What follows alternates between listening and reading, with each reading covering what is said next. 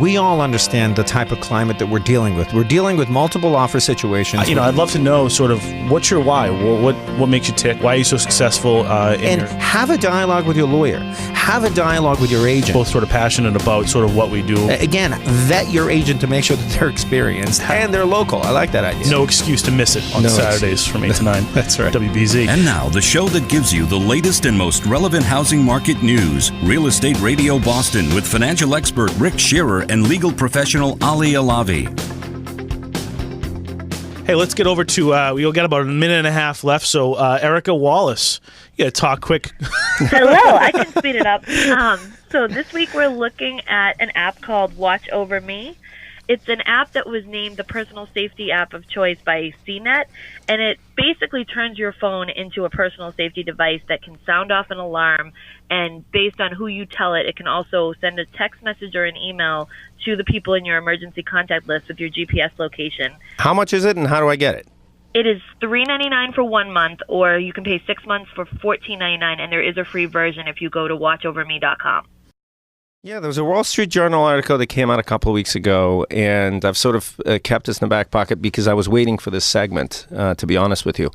This article's focus was talking about that it costs more to own than it is to rent.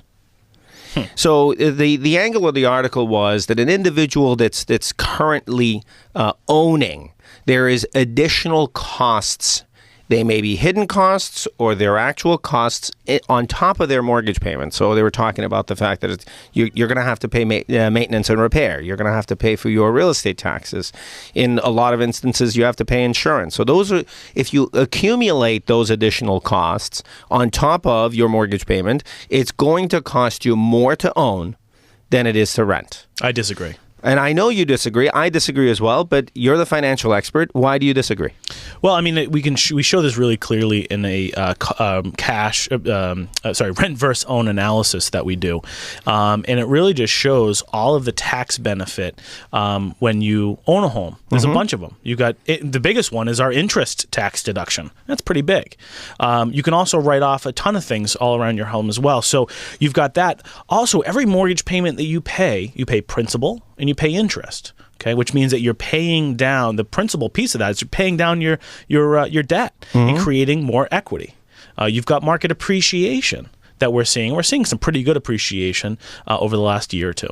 So there is a ton that goes in to debunk what the Wall Street Journal is saying, that it's more expensive. Actually, I'd even go out and say that it's 35% less expensive in and around Boston to own as opposed to rent. Because I just had a client on that was in Medway, and they paid $1,500 a month. And she says, well, I think we might wait one more year, maybe two. And I said $1,500 a month times 12 times 2. And I think it was, I don't know, I was like $30-something thousand. I go, that's gone.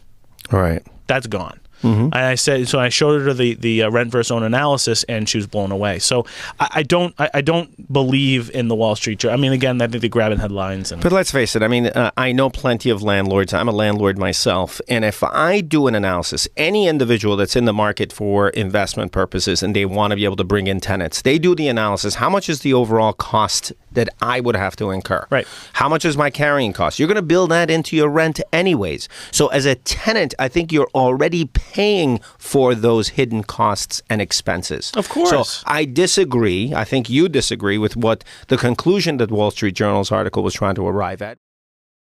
What would you say would be the right age for a particular client to really thinking about insurance?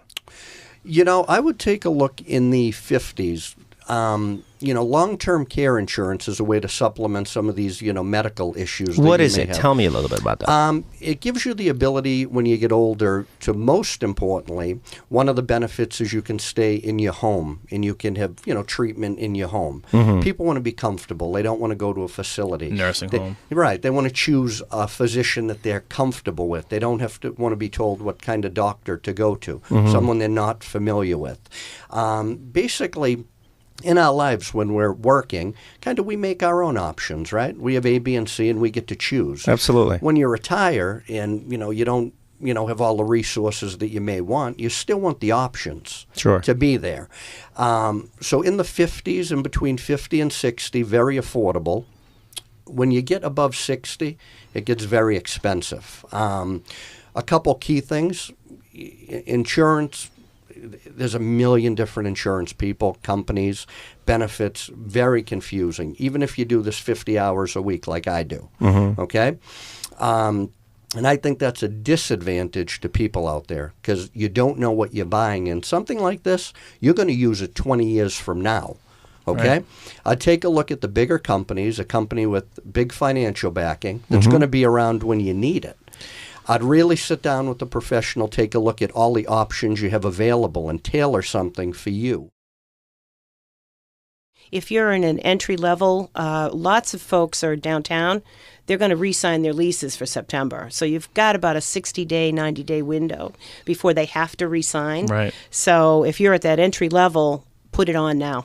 That's a good point. So you've got that was not a point that I would have thought of. Right, you've got the millennials in the city right now that they're first-time home buyers, and if they can't find that house, they have to tell their landlord and they have to re-up. Right. So if you wait till the fall, you're going to lose a whole segment of buyers because you lost them for another year. Exactly. I love that point. Yeah. I think we had Gail on today, huh? I know. And then we're going to steal that, by the way. Absolutely. Use it. I want to shift gears a little bit. So we've been talking about obviously the sellers and the challenges that they are faced with, multiple offers. How do you sort of vet through those, et cetera?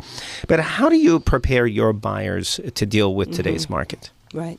Well, you have to do your homework. I know not everybody likes to do homework, but part of our job is to prepare a buyer to be the most attractive buyer out there. How do you do that? Well, you need them to obviously talk to a mortgage person. Yep. Get yourself pre-approved, be able to know whether you want to pay cash, whether you want to refi later, or whether you have the ability to drop that mortgage contingency because people are dropping contingencies.